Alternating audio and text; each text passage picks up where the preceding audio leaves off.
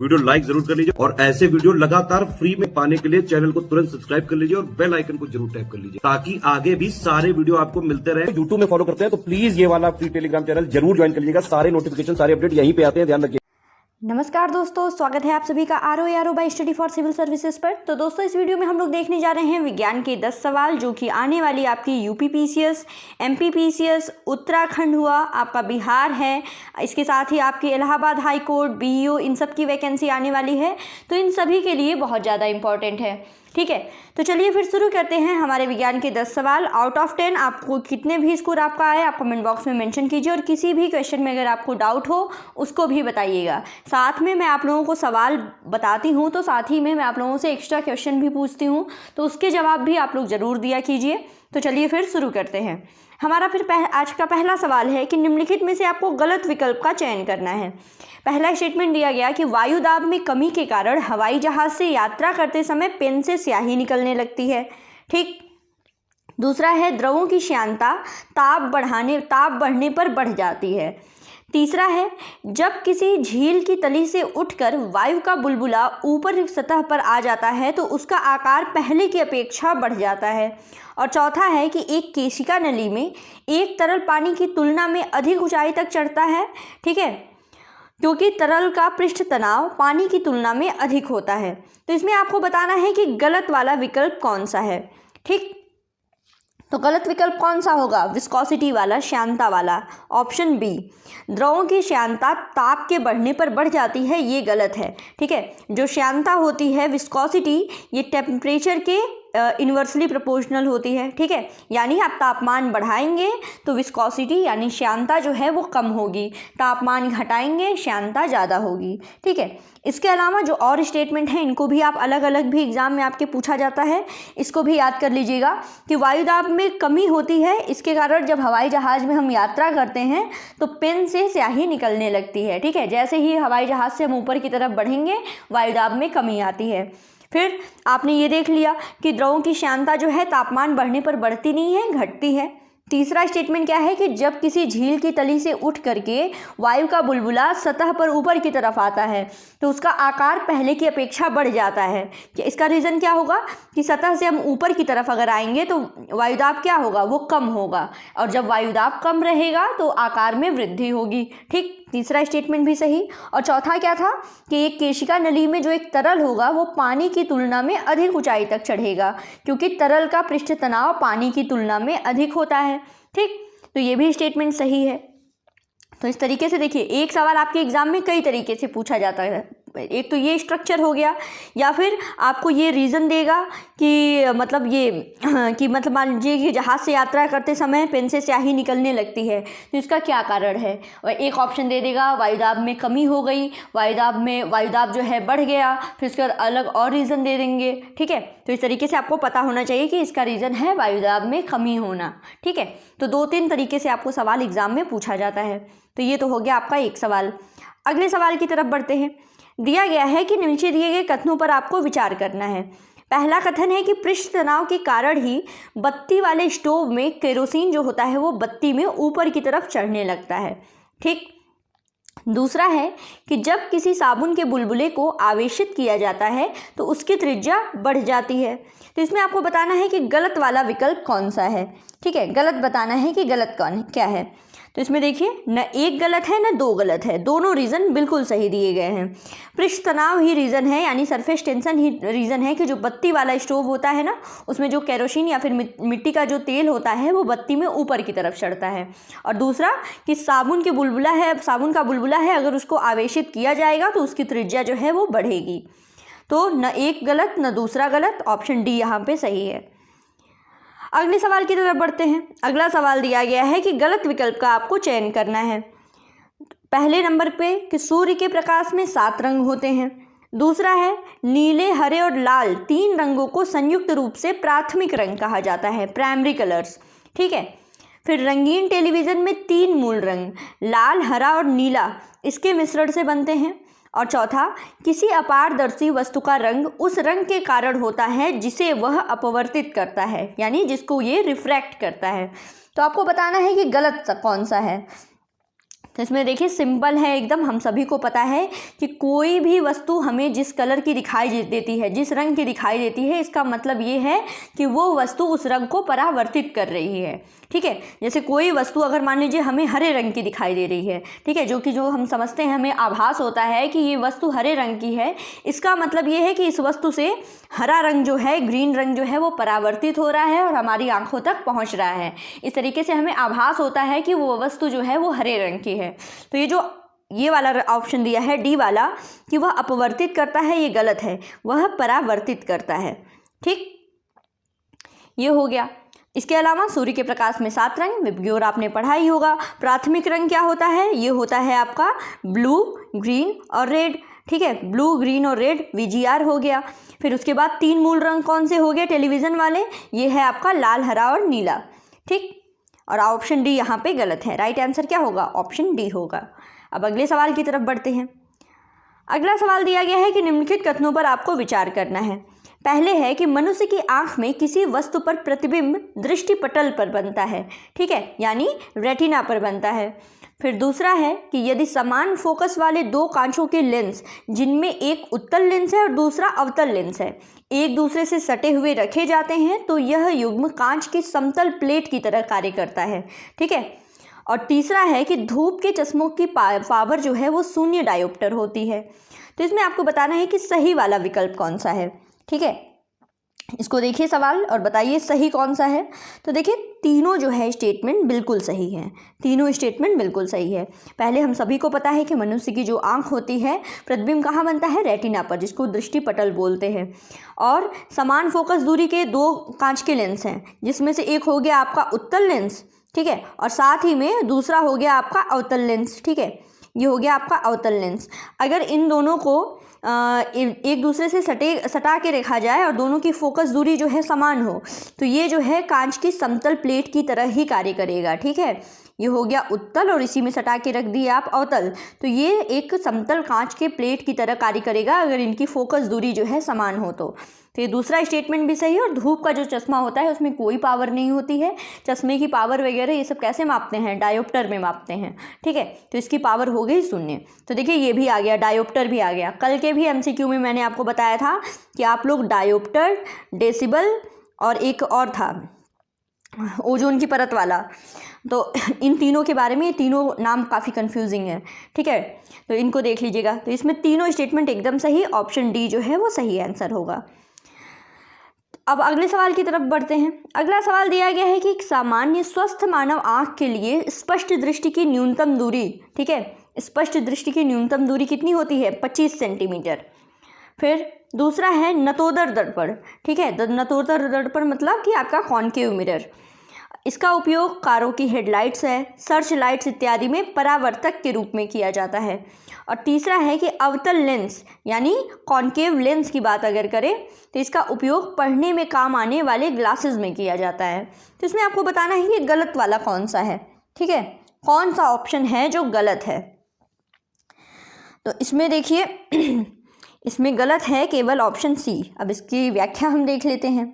तो ये आप लोग एकदम ये तो याद करने की चीज़ है कि स्वस्थ मानव आँख की स्पष्ट दृष्टि की न्यूनतम दूरी होती है 25 सेंटीमीटर। ठीक है, फिर उसके बाद नतोदर दर्पण हो गया आपका कॉनकेव मिरर। ये क्या है? इसका उपयोग हम लोग करते हैं कार की हेडलाइट में, सर्च लाइट में, इन सब में परावर्तक के रूप में। तीसरा स्टेटमेंट जो दिया गया है ये गलत है। जो उत्तल लेंस होता है, अवतल लेंस नहीं, उत्तल लेंस, ठीक है, जिसको हम लोग और किस नाम से जानते हैं? उसको जानते हैं हम अभिसारी लेंस के नाम से। ठीक है, इसको हम जानते हैं अभिसारी लेंस के नाम से। इसका उपयोग पढ़ने में काम आने वाले ग्लासेस में किया जाता है। ठीक है, और उत्तल लेंस या अभिसारी लेंस का उपयोग किस चीज़ में करते हैं? इसका उपयोग हम करते हैं दूरदृष्टि के निवारण में। ठीक है, दूरदृष्टि दोष के निवारण में। तो ये याद कर लीजिएगा, उत्तल वाले का यूज़ होता है दूरदृष्टि के निवारण में। यानी दूरदृष्टि दोष में क्या होता है कि हमें पास की वस्तु साफ से नहीं दिखाई देती है। ठीक है, पास वाली वस्तु साफ नहीं दिखाई देती है। और वहीं अवतल दर्पण में क्या होता है? अवतल लेंस का यूज़ हम करते हैं ये जब हमें दूर की चीज़ें साफ नहीं दिखाई देती हैं। ठीक है, तो ये हो गया, इसमें गलत हो गया आपका तीसरे वाले पढ़ने में काम आने वाले ग्लासेस में हम यूज़ करते हैं उत्तल लेंस का। पढ़ने में काम मतलब पास की वस्तु हमें साफ नहीं दिखाई दे रही है, यानी दूरदृष्टि दोष है, तो उसके निवारण के लिए उत्तल लेंस का प्रयोग होता है। ठीक, अब आगे बढ़ते हैं अगले सवाल की तरफ। अगला सवाल क्या दिया गया कि आपको गलत विकल्प का चयन करना है। ठीक है, इसमें देखिए इस वाले सेशन में बहुत अच्छे सवाल दिए गए हैं। ये बहुत आपके कोई भी एग्ज़ाम हो, लाइट लेंस, ठीक है, लाइट लेंस और मिरर, ये बहुत ही इंपॉर्टेंट टॉपिक है। ठीक है, फिजिक्स से अगर किसी भी एग्ज़ाम में सवाल पूछे जाते हैं तो इसमें से तो ज़रूर एक आध सवाल आता है लाइट लेंस मिरर से, तो उसी पे आज के MCQ हैं। तो हम देखते हैं अगला सवाल। दिया गया कि आप गलत विकल्प का चयन कीजिए। तो सबसे पहले है कि निकट दृष्टि दोष यानी मायोपिया। निकट दृष्टि दोष यानी मायोपिया, ये क्या होता है? जब हमको दूर की चीज़ साफ नहीं दिखाई देती है, तो मायोपिया को दूर करने के लिए हम अवतल लेंस का उपयोग करते हैं। ठीक है, मायोपिया को दूर करने के लिए अवतल लेंस का प्रयोग किया जाता है। दूसरा, समतल दर्पण की वक्रता त्रिज्या जो है ये अनंत होती है। तीसरा स्टेटमेंट है कि प्रिज्म के द्वारा प्रकाश के 7 रंगों को अलग किया जा सकता है, और जब किसी दर्पण को थीटा कोण से घुमाया जाता है तो ऐसे तो परावर्तित किरण का घूर्णन 2 थीटा हो जाता है। ठीक, तो इसमें गलत विकल्प कौन सा है ये आपको बताना है। तो देखिए इस सवाल में देखिए चारों के चारों विकल्प इसको सही हैं। ठीक है, तो ये तो गलत है, इसमें कोई नहीं गलत है, सभी विकल्प बिल्कुल सही हैं। इनको आप याद कर लीजिएगा, लेकिन क्योंकि फैक्ट्स ये बहुत ज़्यादा इंपॉर्टेंट है एग्ज़ाम के पॉइंट ऑफ व्यू से, इसमें कोई भी गलत नहीं है, सभी सही हैं। ठीक है, आगे एक ऑप्शन होना चाहिए कि उपर्युक्त में से कोई नहीं गलत है। ठीक है, तो वो वाला सही होगा।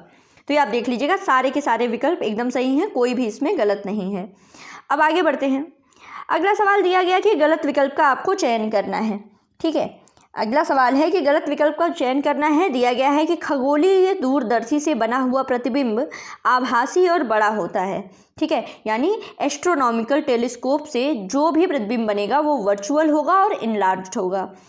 आगे, लाल रंग का प्रकीर्णन सबसे अधिक होने के कारण ही खतरे के संकेतों के लिए लाल रंग का प्रयोग किया जाता है। तीसरा, प्रकाश के प्रकीर्णन के कारण ही सूर्यास्त और सूर्योदय के समय सूर्य का लाल रंग दिखाई देता है। ठीक है, सूर्य जो है वो लाल रंग का दिखाई देता है प्रकाश के प्रकीर्णन के कारण, और प्रकाश के प्रकीर्णन के कारण ही आकाश नीला दिखाई देता है। तो इसमें आपको बताना है कि गलत विकल्प कौन सा है। ठीक है, तो इसमें गलत विकल्प एकदम कॉमन सेंस की बात है कि भाई ऑप्शन बी गलत है। ठीक है, जो दिया गया है कि लाल रंग का प्रकीर्णन सबसे ज़्यादा होने के कारण खतरे के संकेतों के लिए लाल रंग का प्रयोग किया जाता है, ये गलत है। लाल रंग का जो प्रकीर्णन होता है यानी स्कैटरिंग जो होती है वो सबसे कम होती है। ठीक है, सबसे कम होगी, तो इसीलिए जो आपके खतरे के निशान बने रहते हैं, जैसे वार्निंग हो गया, रोड पे जो निशान बने रहते हैं, जो आपको रात में रेडियम टाइप का चमकता है जो हम साफ देख लेते हैं, वो लाल रंग के प्रकाश का प्रकीर्णन कम होता है, इसीलिए वो हमको साफ साफ दिखाई देता है। ठीक है, तो इसलिए अधिक नहीं, ये कम होगा। ऑप्शन बी आपका गलत है, बाकी इसके अलावा सब सही है। खगोलीय दूरदर्शी से बना हुआ प्रतिबिंब हमेशा आभासी और बहुत बड़ा होता है, और प्रकाश के प्रकीर्णन के कारण ही आकाश नीला दिखाई देता है, और सूर्य और शाम के समय आपका सूर्य का रंग जो है वो लाल दिखाई देता है। अब आगे बढ़ते हैं। अगला सवाल क्या दिया है कि आपको गलत विकल्प का चयन करना है। दिया गया कि लाल रंग के प्रकाश दायरे सबसे कम होने के कारण ही ट्रैफिक सिग्नल में लाल रंग के प्रकाश का प्रयोग किया जाता है, सबसे नंबर 1 पे। दूसरा है सफ़ेद प्रकाश में उपस्थित लाल रंग शीशा के प्रिज्म द्वारा सबसे कम विचलित होता है। और तीसरा है कि दृश्य प्रकाश में बैंगनी रंग की तरंग दैर्घ्य सबसे कम होती है। तो इसमें कौन सा गलत है? तो इसमें गलत देखिए वही पिछले वाले सवाल की बात हुई, ऑप्शन ए यहाँ पे गलत है। लाल रंग की प्रकाश दैर्घ्य सबसे कम नहीं होती है, सबसे ज़्यादा होती है, सबसे अधिक होती है। ठीक है, इसी के कारण ट्रैफिक सिग्नल में लाल रंग के प्रकाश का प्रयोग किया जाता है। इसकी तरंग दैर्घ्य होती है सबसे ज़्यादा। और स्कैटरिंग क्या होती है? स्कैटरिंग की अगर बात की जाए, यानी विकिरण इसकी बात की जाए स्कैटरिंग की, तो स्कैटरिंग होती है इसकी सबसे कम लाल रंग के प्रकाश की। ठीक है, और क्या है सफ़ेद रंग के प्रकाश में, वो सही बात है, प्रिज्म के द्वारा हम सफ़ेद रंग के प्रकाश को 7 भागों में बांट लेते हैं, जिसको क्या कहते हैं हम कहते हैं विबग्योर। ठीक है, विबग्योर यानी आपका वॉयलेट हो गया, इंडिगो है, blue, green, yellow, orange and red. ठीक है, और दृश्य प्रकाश में बैंगनी रंग की तरंग दैर्घ्य सबसे कम होती है। ठीक है, जिसमें कैसे ये बनता है, जैसे मान लीजिए प्रिज्म है, वाइट मतलब सफ़ेद प्रकाश आपका आ रहा है, तो ये 7 भागों में उसको बांटता है। 5, 6, 7, ये क्या होगा आपका ऐसे विबग्योर। तो इसमें जो वॉयलेट कलर है इसकी तरंग दैर्घ्य सबसे कम होती है, ठीक है, इसकी तरंग दैर्घ्य सबसे कम होती है। और ऊपर क्या है, ऊपर रेड है जिसकी तरंग दैर्घ्य सबसे ज़्यादा होती है। आप इसको यहीं से पकड़ लेंगे सवाल को, ठीक है। अब आगे अगले सवाल की तरफ बढ़ते हैं। अगला सवाल क्या है, आपको गलत विकल्प का चयन करना है। दिया है कि वातावरण में प्रकाश का विसरण धूल के कणों के द्वारा होता है, ठीक है, विसरण की बात की जा रही है यानी डिफ्यूज़न की बात की जा रही है। दूसरा है कि मनुष्य की आंख जो है ये पीले और हरे रंग के लिए सबसे अधिक सुग्राही होती है, पीले और हरे रंग के लिए। तीसरा, दूरदर्शन के प्रसारण में श्रव्य संकेतों के प्रेषण के लिए आवृत्ति मॉड्यूलन तकनीक का प्रयोग करते हैं, ठीक है, यानी फ्रीक्वेंसी मॉड्यूलन का। और चौथा है कि होलोग्राफी का प्रयोग द्विआयामी चित्र लेने के लिए किया जाता है, यानी 2D इमेजेस के लिए। तो इसमें आपको बताना है कि गलत ऑप्शन कौन सा है। तो गलत ऑप्शन है भाई ऑप्शन डी, ठीक है। होलोग्राफी का प्रयोग जो है 2D के लिए नहीं, होलोग्राफी का प्रयोग करते हैं हम 3D इमेज के लिए, ठीक है, जिसको बोलते हैं त्रिविमीय चित्र, ठीक है। इसके अलावा ये तीनों ऑप्शन एकदम सही है, आपका फ्रीक्वेंसी मॉड्यूलन के बारे में भी, और मनुष्य की जो आँख होती है वो पीले हरे रंग के लिए सबसे ज़्यादा सुग्राही होती है, और डिफ्यूज़न के बारे में भी, ठीक। और आज का हमारा आखिरी सवाल रहेगा कि आपको सही विकल्प बताना है, ठीक है। आपको सही विकल्प बताना है कि पहला स्टेटमेंट है कि जब पानी में नमक डाला जाता है तो पानी का क्वथनांक बढ़ जाता है और हिमांक घट जाता है। मतलब इसका जो पानी का बॉइलिंग पॉइंट होगा वो बढ़ जाएगा और फ्रीजिंग पॉइंट जो होगा वो घट जाएगा, ठीक। और दूसरा, पेय पदार्थ को थर्मस बोतल में कुछ समय तक उसी तापमान पर रखने के लिए उसकी दीवारों पर चांदी की परत चढ़ाई जाती है, ठीक है। तो इसमें कौन सा सही है ये बताइए। तो इसमें सही है, देखिए दोनों ऑप्शन। पानी में आप नमक अगर मिलाएंगे तो पानी का क्वथनांक यानी इसका बॉइलिंग पॉइंट बढ़ेगा और फ्रीजिंग पॉइंट यानी हिमांक जो है वो घट जाएगा। और दूसरा, इस स्टेटमेंट की अगर बात करें तो इसकी व्याख्या सुनिए कि पेय पदार्थ को जब थर्मस बोतल में कुछ समय तक उसी तापमान पर रखने के लिए उसकी दीवारों पर चांदी की परत चढ़ाई जाएगी। फिर क्या होगा उससे कि थर्मस फ्लास्क में 2 परतों के बीच में निर्वात होने के कारण जो चालन है, संचलन है और विकिरण है, जिसके द्वारा ऊष्मा का आदान प्रदान होता है, इसके द्वारा ऊष्मा को कोई नुकसान या लाभ नहीं होता है, ठीक है। जैसे पानी की बोतल है थर्मस वाली, आपने इसमें पानी भर दिया एक पर्टिकुलर टेम्परेचर पर, इसकी दीवारों पर आपने चढ़ा दिया चांदी की परत, ठीक है। तो बीच में क्या होगा, आपका वैक्यूम आ जाएगा, ठीक है, वैक्यूम जो है वो क्रिएट हो जाएगा। तो इसमें क्या है कि ऊष्मा के जो आदान प्रदान की क्रियाएं होती हैं, ऊष्मा के संचलन की, जिसको विकिरण, चालन के माध्यम से, संवहन के माध्यम से या विकिरण के माध्यम से, ये नहीं हो पाएंगे। इसके कारण क्या होगा कि टेम्परेचर जो है जैसा है वो मेंटेन रहेगा कुछ समय तक, ठीक है। तो दोस्तों इस वीडियो को हम लोग अब यहीं पे पॉज करते हैं। नेक्स्ट वीडियो हम लोग फिर कंटिन्यू करेंगे 10 MCQ के लिए। तो देखिए ये जो MCQ हैं एकदम आपके एग्ज़ाम के पैटर्न पर ही आधारित हैं, ठीक है। तो इसमें और एक्स्ट्रा इन्फॉर्मेशन मैं एक देना चाहूँगी कि देखिए आपका UPPCS का एग्ज़ाम अभी पोस्टपोन हो गया है। इसके अलावा ये आपका UPPCS 2024 का प्री हो या फिर UPPCS 2025 का प्री हो या फिर मेंस हो, ठीक है। इसके अलावा यूपी के अलावा और साथ ही साथ आपका RO का री एग्ज़ाम है। यूपी में और भी वैकेंसी आ रही है, जैसे आपका इलाहाबाद हाई कोर्ट हो गया, BEO हो गया। तो उत्तर प्रदेश के किसी भी एग्ज़ाम की प्रिपरेशन के लिए हमारे स्टडी फॉर सिविल सर्विसेज का कंटेंट पूरे मार्केट में बेस्ट है, ये किसी से बताने की ज़रूरत नहीं है। तो इसका आप अगर पेड ग्रुप लेना चाहते हैं, ठीक है, यूपी के किसी भी एग्ज़ाम का अगर आप पेड ग्रुप लेना चाहते हैं तो हमारे डिस्क्रिप्शन बॉक्स में दिए गए नंबर पर आप कॉन्टैक्ट कर सकते हैं। इस पेड ग्रुप में आपको टेस्ट सीरीज़ दी जाएगी, आपको सिलेक्शन मटेरियल दिया जाएगा, डेली प्रैक्टिस कराई जाएगी, आपका डाउट क्लियर किया जाएगा, ठीक है। तो मतलब आराम से आप इसको पढ़ के अपना कट ऑफ क्लियर कर सकते हैं, ठीक है। तो बस आराम से आप बिल्कुल पढ़ते रहिए। पेड ग्रुप आप लेना चाहते हैं तो आप हमसे कांटेक्ट कर सकते हैं। So thank you so much, God bless you all.